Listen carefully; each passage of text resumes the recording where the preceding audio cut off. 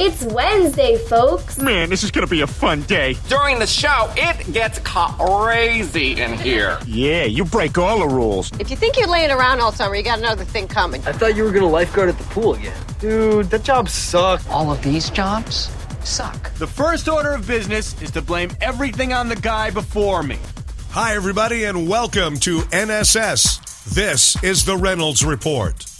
If you're planning to see the new Terminator Genisys this summer, you might want to skip the new trailer that came out early on Monday.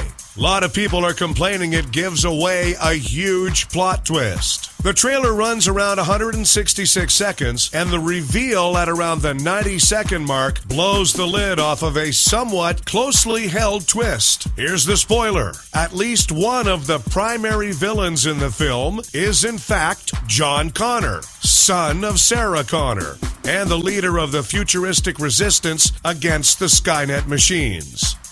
An Alaska Air flight had to turn around and make an emergency landing at Seattle's SeaTac Airport after an airport worker was found to be trapped in the cargo hold. Alaska Air Flight 448 to Los Angeles turned around after the pilot heard banging coming from the inside of the plane. The flight landed safely, and officials found a ramp agent in the cargo hold. Apparently, he had crawled up there and fallen asleep. The worker was seen walking to an ambulance after being discovered.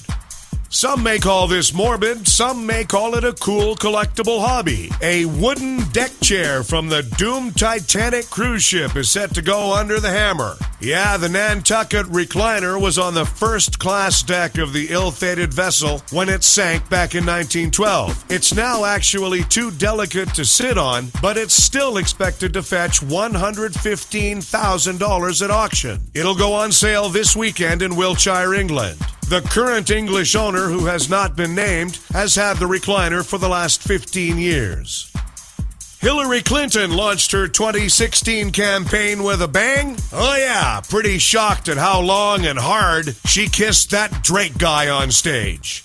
Yeah, at the Coachella Festival in the desert of California, 56-year-old Madonna planted a long, open-mouthed kiss on 28-year-old Drake, and Drake didn't seem to enjoy it all that much. On the bright side, Madonna continues to hold the world record for most embarrassing mom. Governor Marco Rubio has announced that he's running for president. Well, that's what America is all about, isn't it? Exercising your God-given right to waste your money and time however you please. Experts say that in the next several months, China will surpass the U.S. as the world's biggest global warming polluter. Now, Americans just have to get used to bragging about being number 2 at something.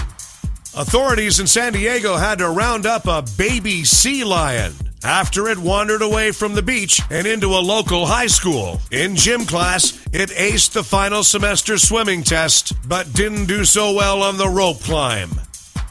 Donald Trump went on Twitter to complain about T-Mobile's coverage in New York City. But then again, if it's Trump on the other end of the line, do you really want to hear anything he's got to say?